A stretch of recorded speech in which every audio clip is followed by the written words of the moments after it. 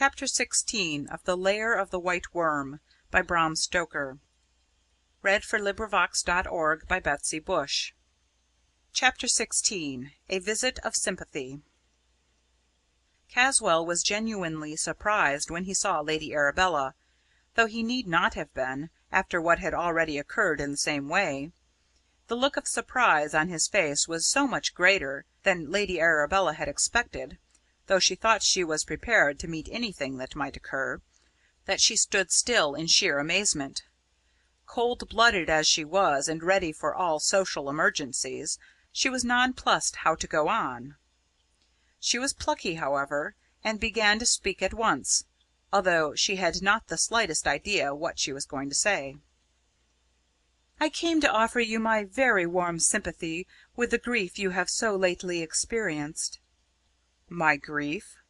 I'm afraid I must be very dull, but I really do not understand." Already she felt at a disadvantage, and hesitated.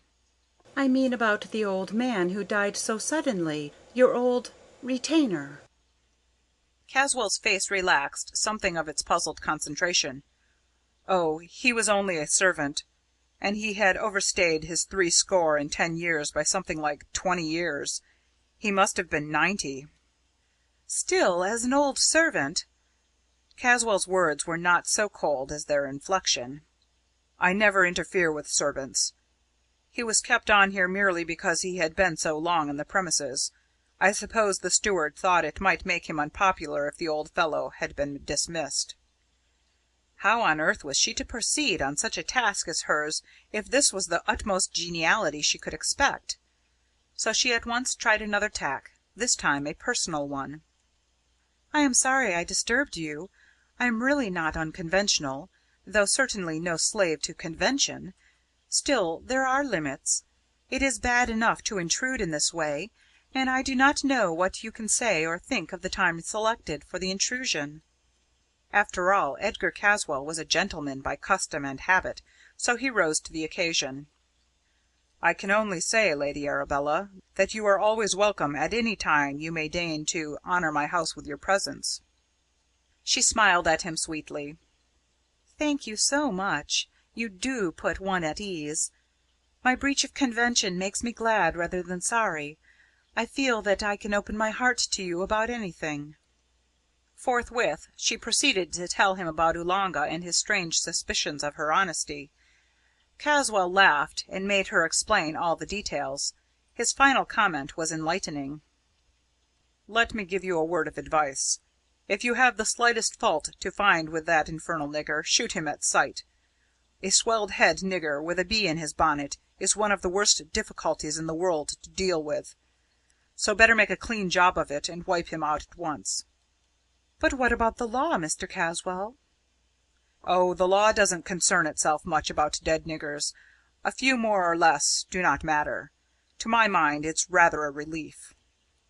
"I'm afraid of you," was her only comment, made with a sweet smile and in a soft voice. "All right," he said. "Let us leave it at that. Anyhow, we shall be rid of one of them." "I don't love niggers any more than you do," she replied, "and I suppose one mustn't be too particular where that sort of cleaning up is concerned." Then she changed in voice and manner, and asked genially: "And now tell me, am I forgiven?" "You are, dear lady, if there is anything to forgive." As he spoke, seeing that she had moved to go, he came to the door with her, and in the most natural way accompanied her downstairs. He passed through the hall with her and down the avenue. As he went back to the house, she smiled to herself. "Well, that is all right. I don't think the morning has been altogether thrown away." And she walked slowly back to Diana's Grove. Adam Salton followed the line of the Brow, and refreshed his memory as to the various localities. He got home to Lesser Hill just as Sir Nathaniel was beginning lunch. Mr. Salton had gone to Walsall to keep an early appointment, so he was all alone. When the meal was over, seeing in Adam's face that he had something to speak about, he followed into the study and shut the door. When the two men had lighted their pipes, Sir Nathaniel began. I have remembered an interesting fact about Diana's Grove. There is, I have long understood, some strange mystery about that house. It may be of some interest, or it may be trivial, in such a tangled skein as we are trying to unravel." "Please tell me all you know or suspect.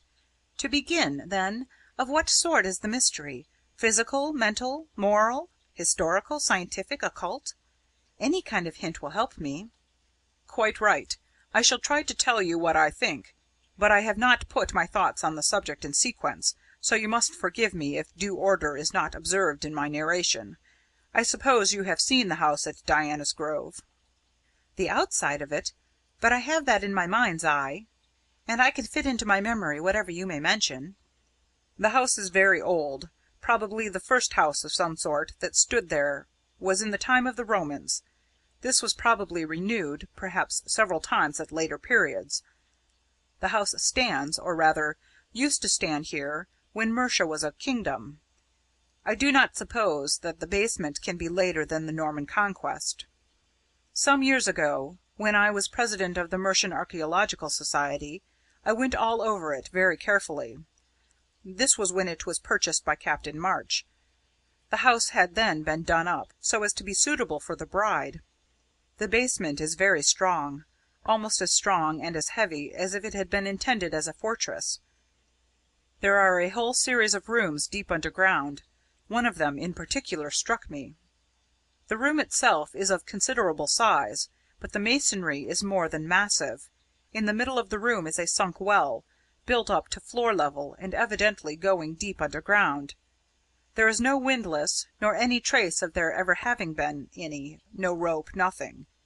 Now we know that the Romans had wells of immense depth, from which the water was lifted by the old rag rope. That at Woodhall used to be nearly 1,000 feet. Here, then, we have simply an enormously deep well hole. The door of the room was massive, and was fastened with a lock nearly a foot square. It was evidently intended for some kind of protection to some one or something. But no one in those days had ever heard of anyone having been allowed even to see the room. All this is apropos of a suggestion on my part that the well hole was a way by which the White Worm, whatever it was, went and came. At that time I would have had a search made, even excavation if necessary, at my own expense, but all suggestions were met with a prompt and explicit negative. So, of course, I took no further step in the matter. Then it died out of recollection, even of mine. "Do you remember, sir," asked Adam, "what was the appearance of the room where the well hole was? Was there furniture, in fact, any sort of thing in the room?" The only thing I remember was a sort of green light, very clouded, very dim, which came up from the well. Not a fixed light, but intermittent and irregular, quite unlike anything I had ever seen." "Do you remember how you got into the well room?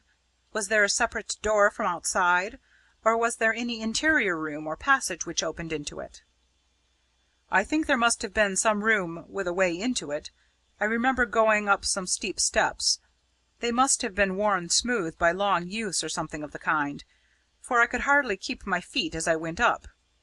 Once I stumbled and nearly fell into the well hole." "Was there anything strange about the place? Any queer smell, for instance?" "Queer smell, yes, like bilge or a rank swamp. It was distinctly nauseating. When I came out, I felt as if I had just been going to be sick.